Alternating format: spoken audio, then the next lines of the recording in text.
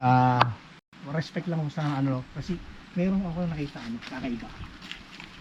Nakikita ko to sa mga nagmamining. Itong klase ganitong brown is ito talaga pala tandaan ng mga may mga gintong part. No, halos lumuluwa siya ng ginto. Pansinin niyo yung sa mga foreigner, pag umaagos yung tubig is yung mga ginto, kalamangan yung kinukuha nila, tapos pag ginagadgad nila ganun, halos lumalabas yung ginto, pure.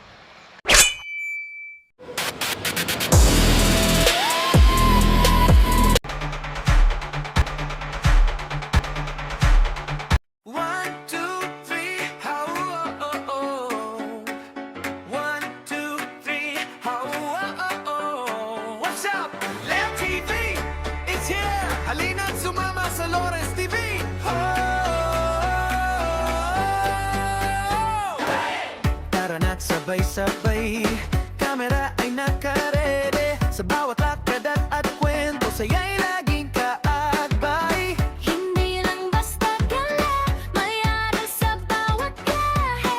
Kasama ang barkada, ngiti ang ating dala. Tayo'y saya sa adventure, kasama nila. Solid trip, tayo'y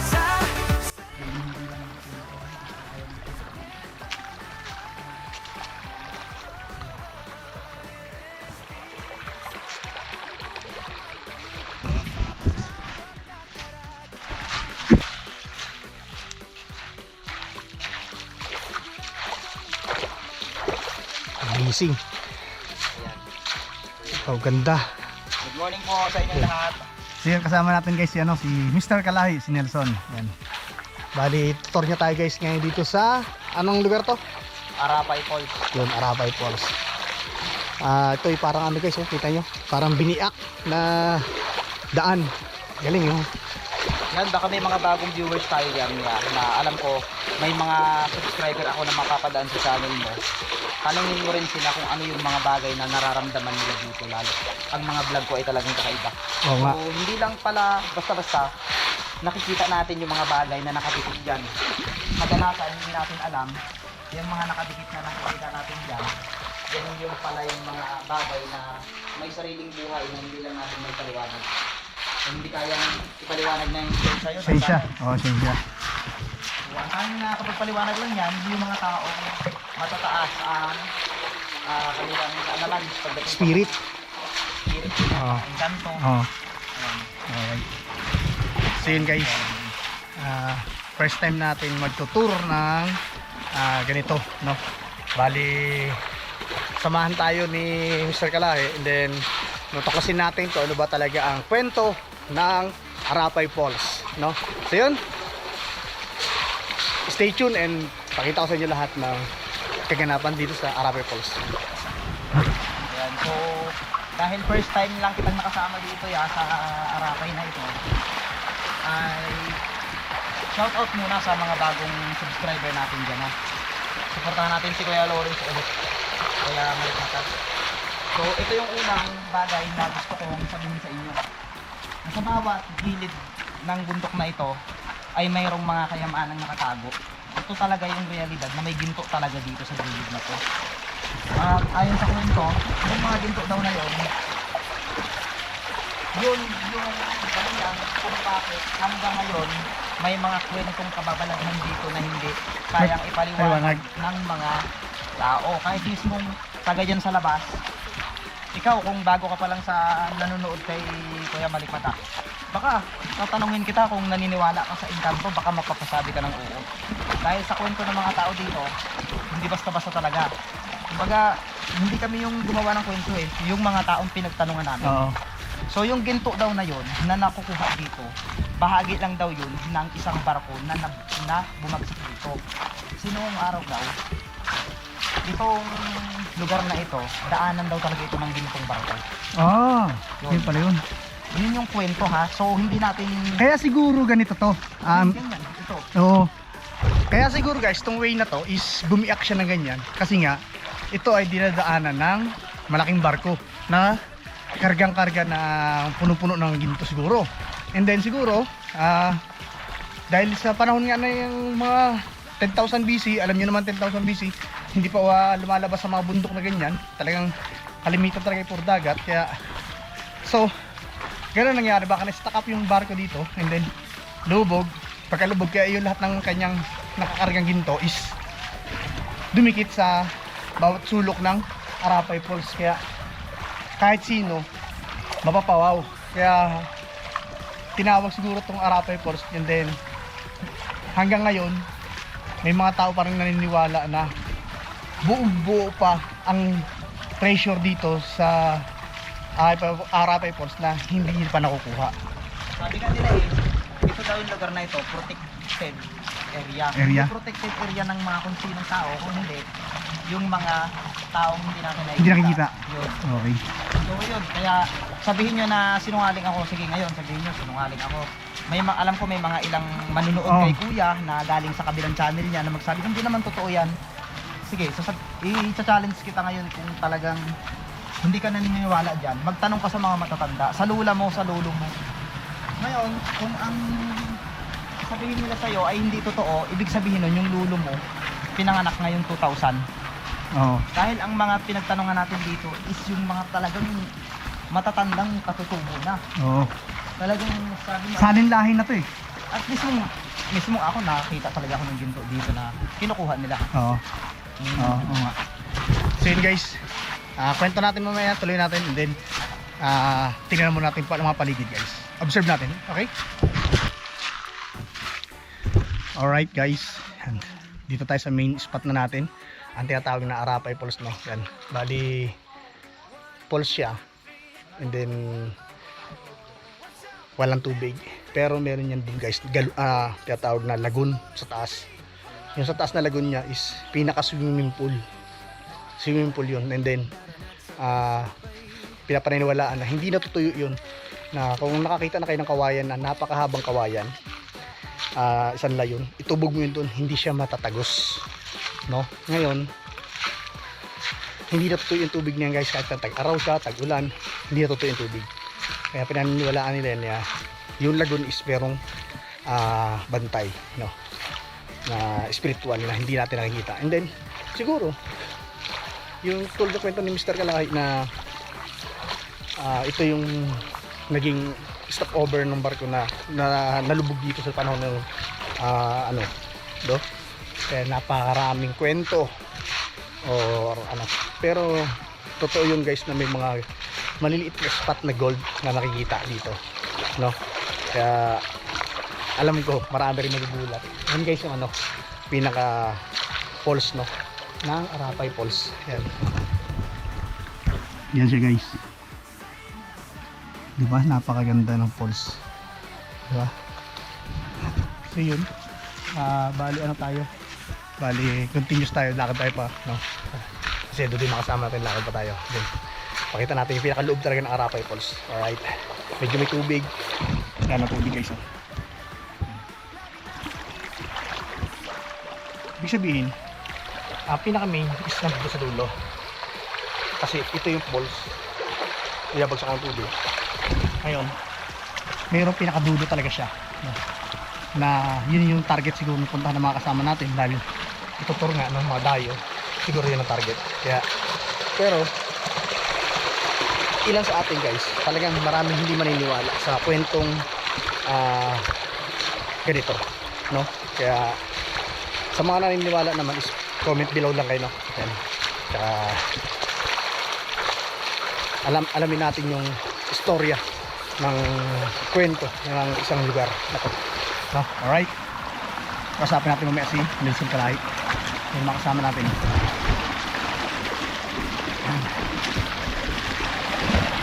Guys, meron ako napansin dito sa lugar na to, no? Kasi ito pinakadulo na. Hindi pa mismo yung saktong dulo siya. Ibig sabihin ito yung pinakasasabing lagoon na malalim na lugar daw. Pero naging ano na siya, buhangin, no? Pero dahil natambunan nga, no? May napansin ako guys na kakaiba. So ito sa likod ko na ito, napapansin nyo na pinagmamasdan ko, hindi siya bato, parang buong buhangin lang siya na tumigas. Alam mo yung naggawa ka ng bola tapos piniga mo ganun tapos tumigas, yun siya. Tapos ito siya na pwede siyang madurog anytime, yung mga yan, no? anytime pwede siya madurog, no? Kaya siguro kung mag-treasure hunting ka, siguro ito maganda mo na biyakin. Kasi nakikita ko yung tribal sa kanya is hindi siya puro bato, parang dikit-dikit na buhangin lang. Kaya yun ang una ko napansin. Kaya siguro kaya ito yung natabunan, itong pinakalagon siya na malalim na part is natabunan siya kasi puro buhangin siya, hindi siya bato talaga, pure bato tong part ng Arapay Falls na to, no? Side na to. Kaya yun lang napansin ko. Kung nakikita nyo guys is maniniwala kayo sa sinasabi ko. Yan yung buo na buhangin, parang buong buhangin lang siya. Tsaka ito na buong buhangin lang na pwedeng hindi talaga siya solid rock, no? Na to solid to, nakadikit yan, solid rock, no? Pero siya mga ito is parang nabuo na putik, no? Talagang mahiwaga talaga guys. Kaya naniniwala ako sa sinasabi na napakahiwaga ng Arapay Falls, no? So yun, maya tanongin natin ang base sa experience ni Kalahi dito sa lugar na to kasi ilang beses na rin siya napumunta dito. Kaya tanongin natin siya mamaya guys. Ito si Mr. Kalahi, nakatingin pa doon sa malayo. Ay ano to yung ano? Kaya umakita ko dito. May nakita kang tao. So yun, bali guys, ano, no? Nakita ko, kinikilabutan ako na may nakita siya. Kasi parang may may third eye. Naiwan talaga, legit, nakita ko talaga. Nakita mo talaga, meron. Mayroon talaga kasi sinabi ko sa kanila eh. Dapat accounting tayo, no? Kailan tayo? Ayun nga eh, mayroon talagang may sumusunod dito talaga. Bali may talagang hindi maiwasan yun guys, sabi nila yung gaya-gaya, no? So yun guys, nandito tayo, no? Nandito tayo sa part ng dulo ng Arapay, no? Yan. Base sa experience ni Mr. Kalahi dito, marami na rin siya nakasama dito, sila Mindo rin yung manyan, nakapunta dito, umakit pa kayo ng taas, di ba? Talagang talagang si Sir Joms, yan, shoutout sa inyo. Talagang marami silang experience dito guys na kakaiba. Kaya nga nagkaroon tayo ng time na makasama na sila, no, na masaksin din natin. Talagang kahit ako kinalibutan ako sa sinabi niya kasi nagulat ako kasi lahat ng kasama namin doon na. Ngayon, mayroon talaga, may naiwan. May naiwan. Ayun guys, pakita ko sa inyo yung dulo ha. Yan. May malaking bato. Yung malaking bato na yan is hindi dyan daw nakatanaw na parang gumanon pa. Yan. Kaya ka sa mga nakikita na hindi namin nakikita, no. Pagpasensya na kayo eh kung nakagagambala namin kayo din.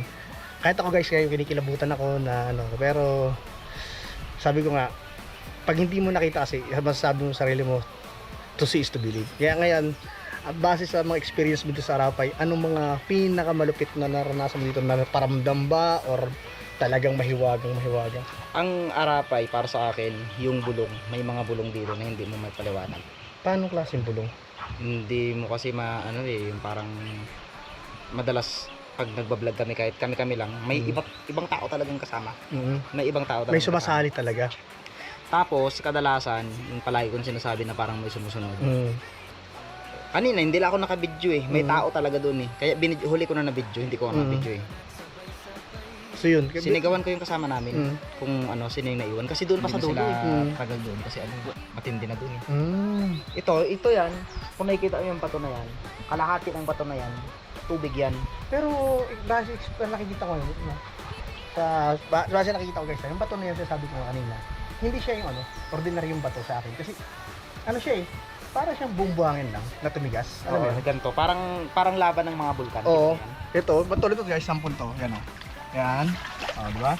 Maliliit na bato siya, dikit-dikit. Hindi talaga siya solid rock na anytime pag bumagsak siya, madudurog siya. Di ba? Kaya yan yung nakikita ko na. Siguro, yung sasabi ng may mga ginto ito na nagdikit-dikit na sa buhangin. Baka yung, kasi di ba papansin mo yung mga ginto halos nakadikit sa bato eh. Yun talaga yung nagdidikit-dikit eh. Para magdidikit yung buhangin eh. Para siyang style magnet na pag didikit-dikitin niya yung bato para makover siya, na ginto siya eh. Nandyan talaga yan sa gilid. Kaya kung is siya, baka maaaring may mga nakikisali. Hindi ho namin gagalawin yung mga tinatbandan yung ginto dito. Ang sa amin lang po is documentary lang na gusto rin namin makita ng mga tao na gusto magpasyal dito sa inyo, na ibig sabihin pumasyal sila dito kasi marami talagang magala dito pumapasyal.